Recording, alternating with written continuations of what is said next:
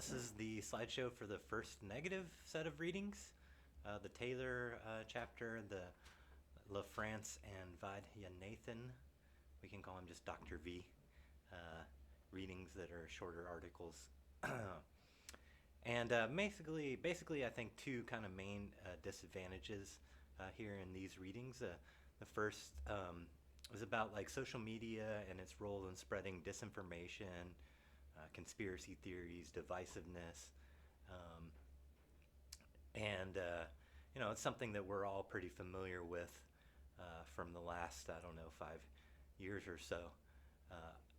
But to cover some other articles, this could be two different disadvantages. One sort of focused on disinformation, and one focused on the divisiveness and filter bubbles. What are called filter bubbles? The idea that we sort of live in echo chambers where we only hear one side because of the algorithms and the way the algorithms work. Obviously, social media helps spread disinformation and conspiracy, as those articles talk about. These give pretty powerful tools for people like propagandists, oligarchs, authoritarians to spread that disinformation. They can also use them to survey and target us. When you put things online, you become, you lose some privacy. So in other countries, for instance, or in some countries, there have been instances where, the authoritarian governments have used like Facebook and Twitter to track down the people who are trying to resist or change their government. Even at times using their posts to find them and then lock them up and stuff. I think this is mostly kind of in the Dr. V reading, but the idea of how Facebook normalizes extremism. He's talking about kind of thinking about the whole media ecosystem, right? And how like some of these extremist thoughts begin on places like 4chan or 8chan, on Reddit, etc. But then people share those posts on Facebook and share those posts on Twitter, and it spreads much faster than it would have in the past. And by doing so, that helps to kind of normalize extremism. You can see, the number of people that believed, for instance, the QAnon conspiracy is surprisingly high, and much higher than we had with conspiracy theories, say, 20 years ago. Part of the reason for this is that Facebook works on our emotions. It's designed to trigger us. Both, that's how the platform works. The algorithm, moves things up that get likes more, get retweets more, etc. And but also how posts work, right? Like when you're posting kind of on social media, if you're trying to get likes, if you're trying to get retweets, you are more likely to, post kind of triggering things, post hyperbolic things, post sensationalistic things, post heavily emotional content, because that's the stuff that attracts people and spreads. It also helps make politics about our identity. So when you're online, you're not just posting, X is true or Y is not. You're posting something about your own beliefs as well, right? You're basically saying, I believe this, I care about this. When our politics become tied up with our identities, then it's much more likely to cause divisiveness. Because then when someone attacks your argument, it feels like they're attacking you as a person. And again, I think that's mostly in the Vaidu Nathan. In the La France article, she talks about how filter bubbles have sort of become filter shrouds. A filter bubble is a concept from this guy named Eli Parisier, Parisier. And he talks about how algorithms sort of keep people in echo chambers or bubbles, right? That so because like if you frequently retweet or like right-wing content, then the algorithm's going to show you right-wing content. And eventually, LaFrance is saying that eventually it gets so bad that we're in not just a bubble but a shroud. That is, we don't have any idea what people on the other side believe or are talking about or saying, because we only see one side. And obviously, those kinds of, that kind of division makes us less empathetic and less likely to understand each other, and therefore promotes divisiveness. The LaFrance article also talks about the size, that because of the mega scale of these social media companies, that it becomes hard to distinguish truth, right? Basically, because there's so much information out there, right? It makes it very hard. It makes it much harder for us to know what's credible, what's believable, what's true, what's false. A lot of this is similar to the Hillis reading on information overload or proliferation that we read for the education debates. And if you think about all this, right, there's so much information coming at us. That a lot of that information is designed to sort of like poke our emotions and prod us and stuff. This makes discussion or deliberation difficult, right? It's no wonder, I guess, that people sort of more often call each other names and yell at each other online instead of having open-minded and deep discussions about the issues, because those are the kinds of things that spread and grab attention online. If you ask a nuanced question, the chances that anyone's actually going to respond are pretty slim. But if you call someone a fucker, then you're much more likely to get a response, and therefore, the type of discussion and deliberation that we need to really understand one another and have a solid democracy is made difficult. Both the authors emphasize, too, that regulation or moderation of content is alone not enough. Yes, it would be nice if Facebook or Twitter reformed themselves to crack down more on disinformation. But both these authors are saying that it's sort of built in to the machine. It's a feature. It's not a bug. The algorithms that separate us is part of the system, right? The way that it works on our emotions and tries to trigger our emotions is part of the system. And you can't really regulate yourself out of those things. Moderation might help some, but it's not enough alone. The second disadvantage is from the Taylor reading, and I'm calling this the inequality disadvantage because most of that reading is about how digital media don't really introduce or open up new space and new voices, but instead sort of reinforce existing inequalities along class, race, and gender lines. And I think there's a lot of interesting arguments about why this is the case in Taylor. And I found this reading really fascinating. And we'll get to some of those here in a second. But this reading, in a lot of ways, is mostly it could be used more as a rebuttal argument against like the transparency advantage, against the idea of the public sphere as well, right? Because she's saying it's not really a public sphere; it's sort of just limited to upper middle class white men, and she's saying that actually the internet makes truth or transparency less likely, not more likely, right? She talks about how the truth tellers have the cards stacked against them because rumors and lies and disinformation spread so much faster and attract so much attention. Also how the motivation and resources, the time and the power are not evenly distributed, right?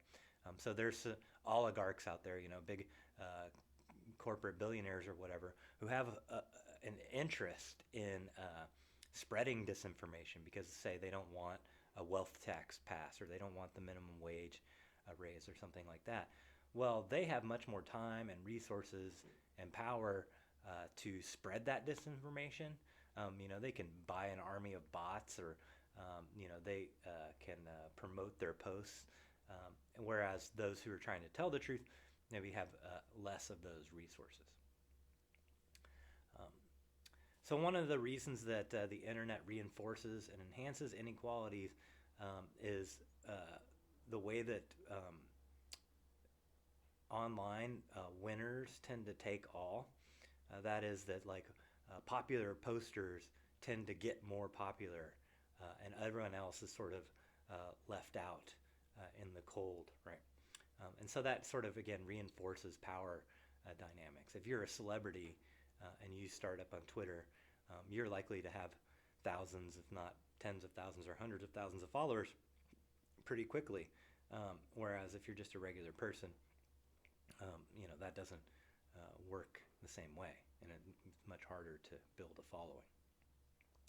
And then also the idea of homophilia, which is basically the idea of like Philly always means like what we like, and homo means same, right? So we like sameness. The idea like birds of a feather flock together. And online, obviously, this happens a lot, right? Where, again, like the filter bubble argument, people tend to follow people with similar beliefs.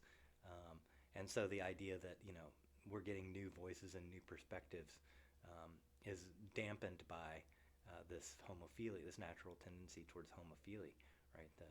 We don't look for new voices, we look for similar voices, and we like and follow people that say similar things to us. She talks about the digital divide. Over 1/3 of our population lacks high-speed internet access or even a computer in their household. So again, we're talking middle class and up that have this sort of access, and the poor are left behind. She talks about a second level digital divide as well. Even some people that have access don't have the skills necessary to use that access, right? So again, the internet is a great tool, but it's a tool that benefits those that already have some privileges and some skills in the first place more than others. There's a lot of great discussion and statistics about how white males tend to be the dominant voices online. I think it was something like 80% of the leading political bloggers are white males, etc. And so, in some ways, I think there's a point in there about how amongst journalists online, there's even less diversity than there is in traditional newsrooms. Another important point here is the way that women and minorities, and we can throw in LGBTQ people, for instance, are harassed and targeted online. There's that great quote about having an internet account and being a woman is like the new short skirt, or something like that, right? When women have strong voices and strong opinions, they tend to get death threats and rape threats and just general harassment.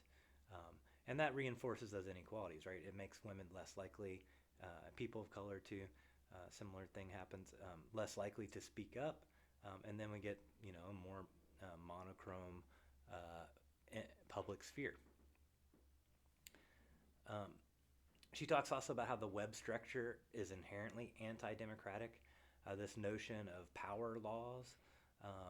Power laws are sort of the way that, like, once you have a lot of followers, it's easier to gain more followers, right? So again, kind of the Matthew effect is another word that she uses. The idea that sort of, those with power and privilege gain power and privilege more easily, right? And the web itself is sort of designed that way, right? Like the web with nodes and links, right? Well, the important nodes tend to get bigger and bigger. So while the internet lowers barriers to access, that access is not equal, right? And in fact, tends to prefer those with money and power and wealth. It also breaks down on class or on race and gender lines. The filter bubbles also help ensure inequality as well. That if you have a truly unique point of view, you're less likely to show up in the algorithm because you're not going to have as many likes, etc. Some rebuttals to these arguments here. Again, these won't be all of the rebuttals, but hopefully you can think of some others. Um, I think one rebuttal to disinformation is, that this media also spreads fact and truth, and makes that more available than it used to be. Now you can get a lot of news free. You don't have to have a newspaper subscription or own a television or whatever. So there are some benefits to having all this information as well. There's this sort of goes hand in hand. There's always been propaganda and manipulation. There's always been inequalities of power and access and resources. Um, so at least now, more common people have a tool they can use to fight back. Uh, in the past, if you didn't own a newspaper, how were you going to get a message out to the public at large, right? But now you can. The rise in activism also in some ways denies their conclusion. We're going to read for next class some arguments about how the internet and social media have helped activists and smartphones, etc. And